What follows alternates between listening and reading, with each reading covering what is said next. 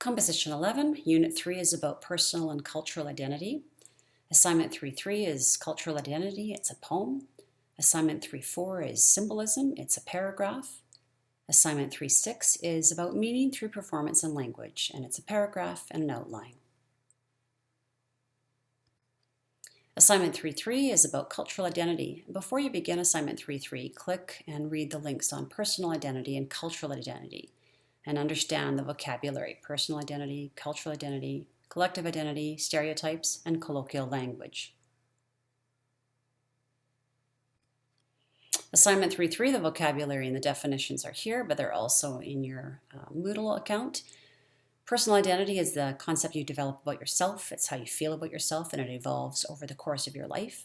Cultural identity is the identity and feeling of belonging to a group, and it could be including ideas like the type of clothing, food, and language. Collective identity is a shared sense of belonging in a group. Stereotype is an oversimplified idea or idea about a group of people or a thing. Sometimes stereotypes are part of prejudice. Colloquial language is informal or casual words and language. For example, a person might say as a personal greeting, "How you doing?" Assignment 3.3, Cultural Identity Poem, Part A. You're reading the poem by Duke Redbird entitled "I Am a Canadian." It's located at the bottom of the Cultural Identity page. So it's not on the assignment page, it's on the Cultural Identity page. You're going to complete Part A and questions 1, 2, and 3. You're going to refer to the definitions for collective identity and cultural identity. Please note you do not complete Part A, question 4, and you do not complete Part B and Part C. So Part A, read question 5 and write your poem. And on the right there you can see I've got a screenshot of part of Duke Redbird's poem and just an image of himself as well. So you're going to type your poem. You're going to write a poem about your cultural identity. Consider your personal identity, your collective identity, and your cultural identity. Write a minimum of 15 statements and a maximum of 20 statements. Your cultural identity poem criteria is that you are completing the task, you're recognizing how text structures construct meaning, and you're analyzing and communicating that you understand. And your written expression, you're using varied sentences and vocabulary, and you're showing proof of editing, and you have appropriate mechanics and insightful interpretation. So you're going to submit Assignment 3.3, Cultural Identity Poem, and please use the appropriate hand holding the paper icon. So Assignment 3.4 is about symbolism. Before you begin Assignment 3.4, click the link on symbolism. A symbol is an object, an action, or event that represents something or that creates a range of associations beyond itself. Conventional symbols are like the Christian cross. Literary symbols depend on the context of a story or poem for their meaning. And archetypes are universal patterns in all stories, like, for instance, fire and light, or characters like heroes, and allegories, which are narratives that have a hidden meaning. Type your symbol paragraph. Create an outline and answer the question: who are you? What do you value? What are your beliefs? Are there images or pictures that represent you? Explain how they represent you. Identify your symbol. Explain your symbol in a meaningful way, focusing on the elements that are important to your identity. And type your 200-word paragraph identifying the symbol that represents you.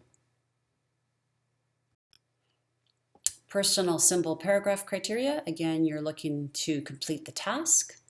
You want to plan and present a personal symbol, and you want to transform the idea and information to create this original idea. In your written expression, your sentence structure is important, your vocabulary choices, showing proof of editing, and using appropriate mechanics and interpretation. So submit 3.4, which is your symbolism paragraph. Assignment 3.6 is oral language. So Assignment 3.6, you are looking at meaning through performance. Before you begin Assignment 3.6, click and read the link on oral language. Language constructs identity and meaning. Oral language is the words we use to express ideas and feelings. Rhetorical strategies or literary devices are what we use to create effect. So all of these are found on the oral language page. So oral language is, a couple examples are rhetorical questions that don't need an answer but allow the audience to think. So you might ask a question but you're actually not wanting the answer. Hyperbole is exaggeration for effect. So you might say, "I haven't seen you for a million years." to a friend that maybe you haven't seen for a couple of weeks, and you're just, making that effect. Imperative is a command to grab the audience's attention.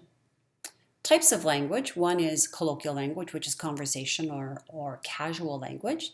And dialect is a particular form of language that is specific to a region or a group. So you might have a group that live in northern Italy up in the mountains and the Alps, and they speak a certain language, and we would call that a dialect. So voice techniques and nonverbal expressions. And again, these are still on the oral language page. Voice techniques are like pace, which is how fast or how slowly you speak. Volume is how loud or soft a person speaks. Pause is a planned rest for emphasis. Nonverbal expressions, body gestures are those. Use of props, eye contact. These are all nonverbal expressions. So assignment 3.6, you're viewing Steve Jobs' 2007 presentation of the new iPhone. You're going to see the answer key as to how Jobs' speech is assessed. So on the right, you can see the screenshot of how Jobs' speech is assessed, and you're going to select Prufrock Shadowrunners or Sabrina Benim's speech, and you're going to look at how meaning is created through performance. You're going to refer to the answer guide that I've got a screenshot for you to look at, and that's the assessment of Steve Jobs' speech. You will assess your speech selection for these speech and language strategies. So type the speech assessment, discuss how the speaker's meaning is conveyed through language and performance techniques, discuss how the speaker's personal, social, and cultural identity is conveyed in the performance, consider if the message changes before and after listening to it, and does the oral version help with comprehension, refer to rhetorical strategies, language performance, identity, and the message. Again, the criteria, you're showing comprehension, you're completing the task, you are recognizing these language strategies and performance techniques, and you're communicating how the speaker's message and identity is conveyed. Your written expression, you're going to show varied sentence structure and appropriate vocabulary choices. You're going to show proof of editing and show that your content contributes to the central idea and shows insight. So you submit assignment 3.6, oral language assessment. And contact your teachers if you have any questions. This week you have 3 assignments due, assignment 3.3, assignment 3.4, and assignment 3.6. And please let us know if you have any questions.